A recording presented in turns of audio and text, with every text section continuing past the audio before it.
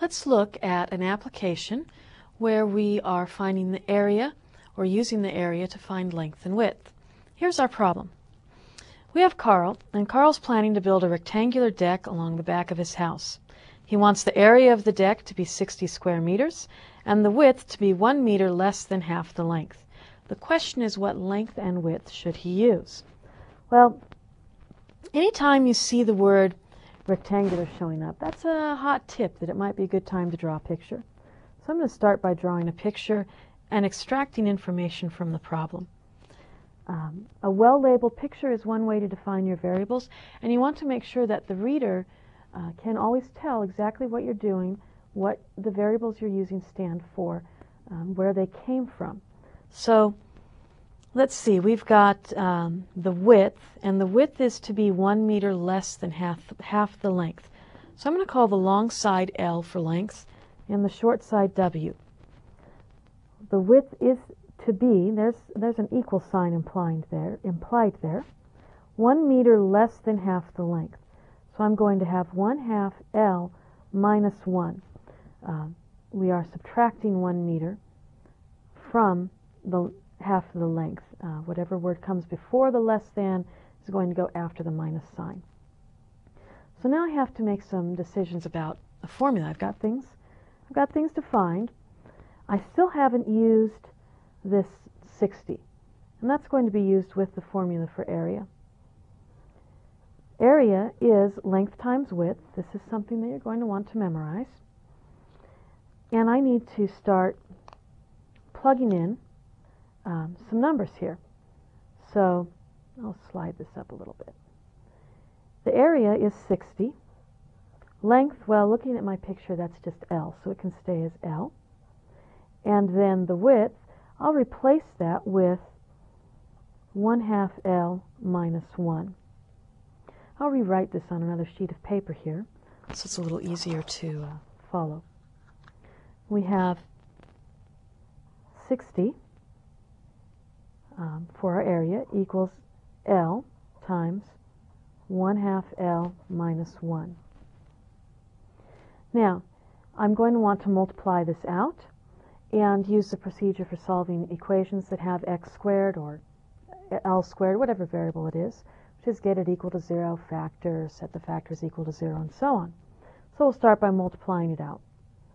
We'll have then a 1/2 L squared minus L, and that's equal to 60.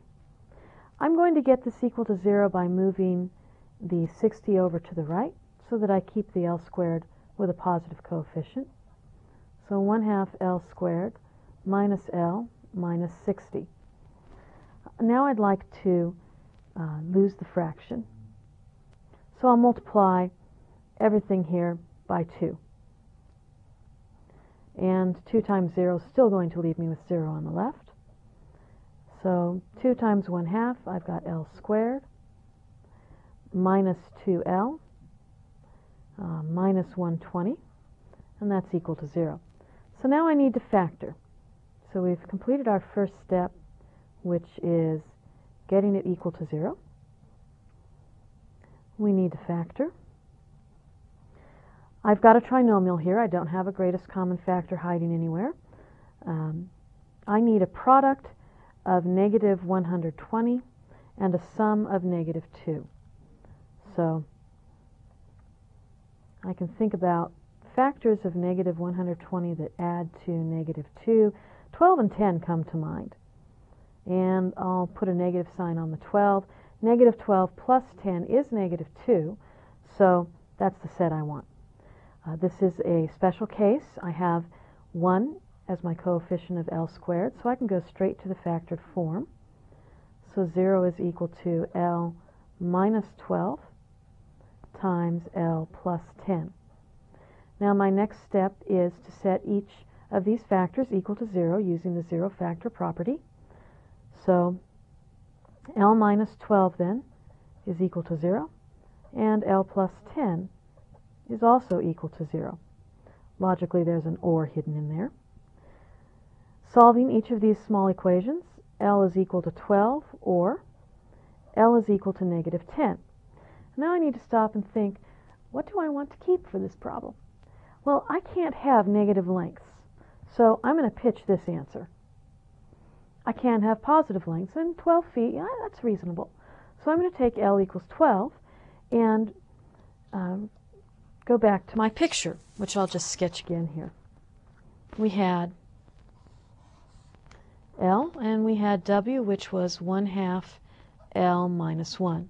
Well, we've decided that L is equal to 12. So now I need to substitute a 12 in for the L to find W. W then is 1/2 times 12 minus 1, or 6 minus 1, which is 5.